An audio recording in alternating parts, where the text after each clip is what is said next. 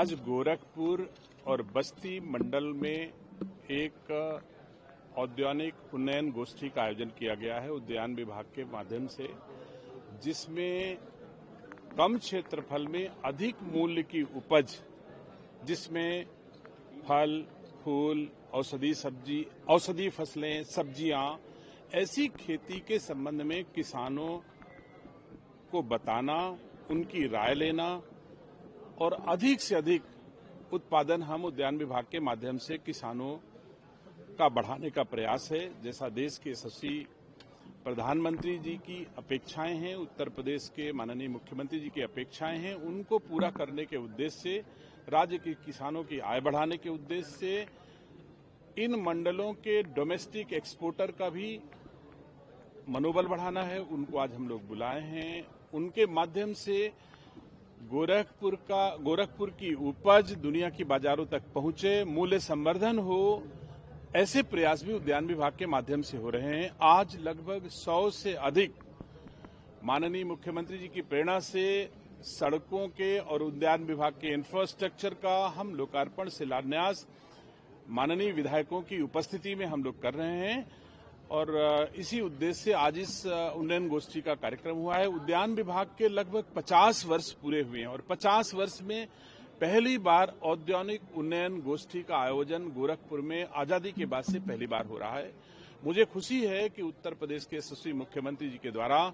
लगातार ये प्रयास किया जा रहा है कि हमारी $1 ट्रिलियन इकोनॉमी उत्तर प्रदेश की हो और उसमें हर विभाग का सहयोग हो। तो हम सारे विभाग के माननीय मंत्रीगण इसी तरह के प्रयास करके अपने माननीय मुख्यमंत्री जी की आशा के अनुरूप राज्य की $1 ट्रिलियन इकोनॉमी में अपने अपने डिपार्टमेंट का सहयोग करने के भी उद्देश्य से और राज्य के किसानों को डाइवर्सिफाई करने की, पारंपरिक खेती के बजाय कमर्शियल क्रॉप में उनका ध्यान जाए और कम क्षेत्रफल में अधिक मूल्य की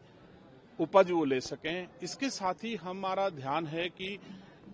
गोरखपुर को मैंने चयन किया है रूफटॉप खेती के लिए। तो हम लोग जितना अर्बन एरिया हो रहा है उसमें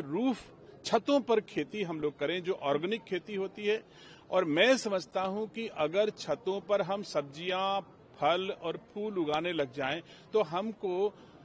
प्योर ऑर्गेनिक, बिना रसायन के ताजी सब्जियां खाने को मिलेंगी। इसके साथ साथ ही एक वातावरण भी सुंदर होगा और हम लोग अगर 5-10 मिनट, आधा घंटा भी अपने को पौधों के साथ समय दे पाते हैं तो हमारी जो